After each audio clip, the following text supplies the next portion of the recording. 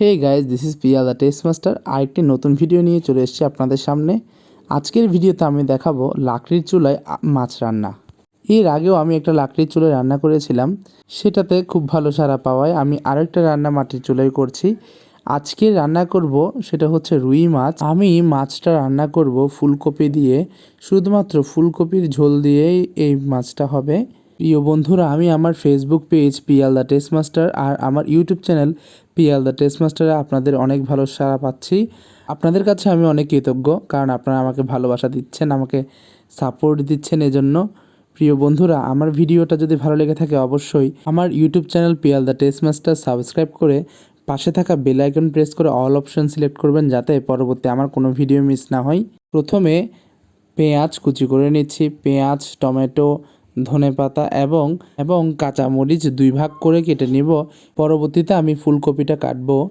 দেখেন বন্ধুরা, আমি প্রথমে পেঁয়াজ কুচি করে নিচ্ছি, এরপর করব টমেটো কুচি আর ধনেপাতা কুচি, সাথে কাঁচা লঙ্কাটা এখানে করব শুধুমাত্র 2 ভাগ।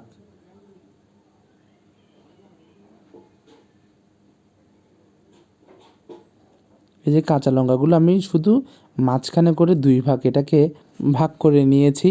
কাঁচা লঙ্কাটা হবে 2 ভাগে, অর্থাৎ 2 টুকরো। একটা কাঁচামরিচে 2টা টুকরো হবে শুধু।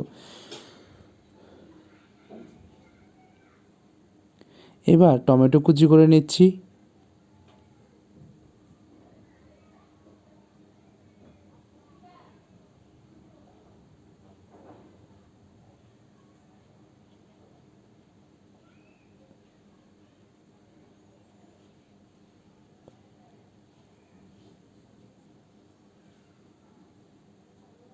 এবার ধনেপাতা কুচি করে নিচ্ছি।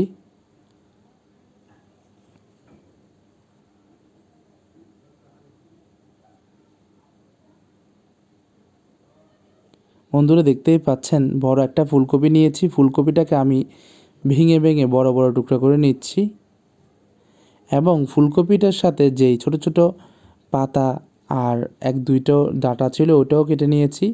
এবার মাছটা মেখে নেব।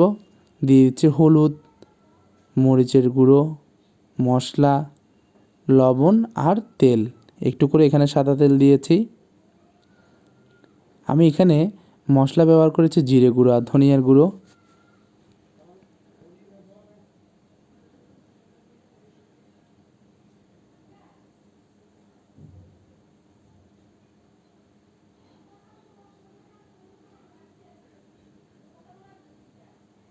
এবার খুব ভালোভাবে এটা মাখিয়ে নিব। আমি এখানে মাখানোর সময় সাদা তেল ব্যবহার করেছি, আপনারা চাইলে আপনাদের মতো পছন্দ মতো সরিষার তেলও ব্যবহার করতে পারেন।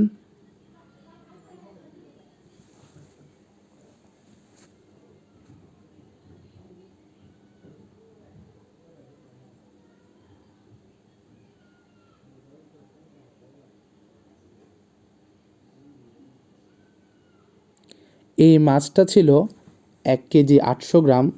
সেইখান থেকে আমি কয়েকটা টুকরো নিয়েছি আর কয়েকটা রেখে দিয়েছি পরবর্তী কোনো কিছু রান্না করার জন্য। চুলায় কড়াই বসিয়ে দিয়েছি, কড়াইয়ে সাদা তেল দিয়ে দিয়েছি। এবার একে একে করে কেটে নেওয়া মাছগুলো খুব ভালোভাবে ভেজে নেব।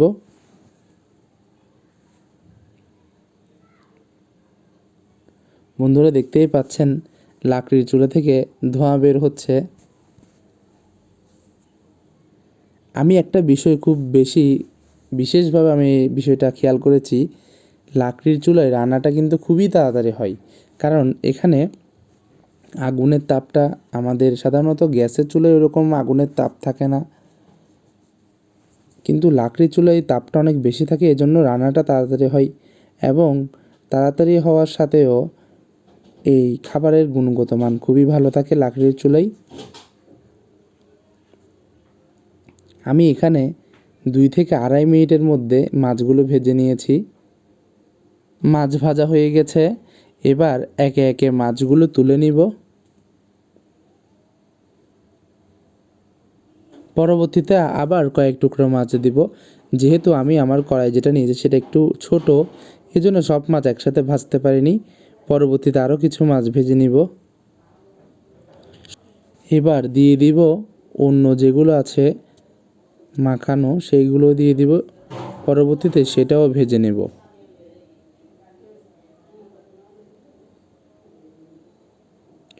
আমি সময় স্বল্পতার জন্য সেই মাছগুলো ভাজানো আপনাদেরকে দেখায় নেই। বন্ধুরা, এবার যেই তেলটা রয়েছে সেই তেলটাতে সেই মাছের তেলটা অন্য একটা কড়াইতে ঢেলে সেখানে আরেকটু সাদা তেল দিয়ে এবার আমি ফুলকপিটা ভেজে নেব। আমি এখানে ফুলকপিগুলোর সাথে ফুলকপির পাতা ডাঁটাটা সহ নিয়ে নিয়েছি, সেটা সহ একসাথে ভালো করে ভেজে নেব।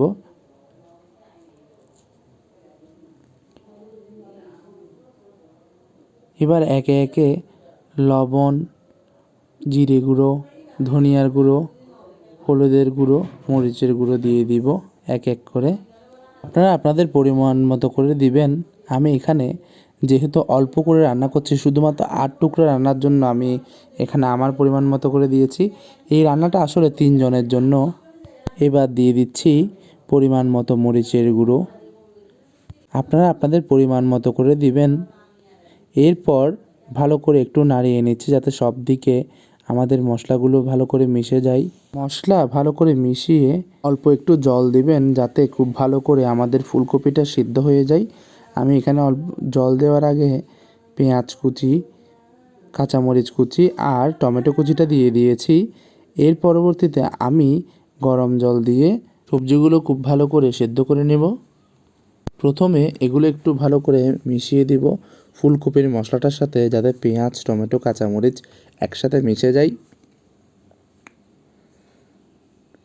পরবর্তীতে অল্প করে জল দিয়ে সেটাও একটু করে মিশিয়ে এরপর একে একে মাছগুলো দিয়ে দিয়ে তারপর ঢাকনাটা দিয়ে দিতে হবে। যদি ঝোলটা একটু ঘন হয়ে যায় তবেই ঢাকনাটা উঠিয়ে নিয়ে এরপরে আমাদের একদম শেষ কাজ ধনেপাতা দিয়ে নামিয়ে নিয়ে নেওয়া। দেখতেই পাচ্ছেন ঝোলটা একটু ঘন হয়ে গেছে। আমাদের রান্নাটা কমপ্লিট বন্ধুরা। এবার দিয়ে দিচ্ছি কুচি করা ধনেপাতা। ধনেপাতা দেওয়ার 2 মিনিটের পর আমি এটা নামিয়ে নিব, বা সাথে সাথেও নামিয়ে নিতে পারেন।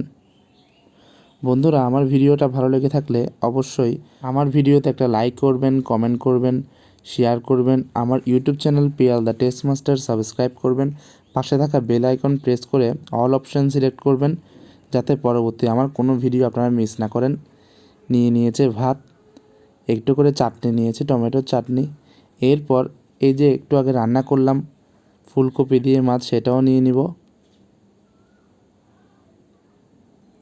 যদিও ডালও ছিল, ডালটা নিয়ে আমি নিয়েছি শুধু চাটনি আর মাছের তরকারিটা। বন্ধুরা, দেখা হবে নেক্সট ভিডিওতে।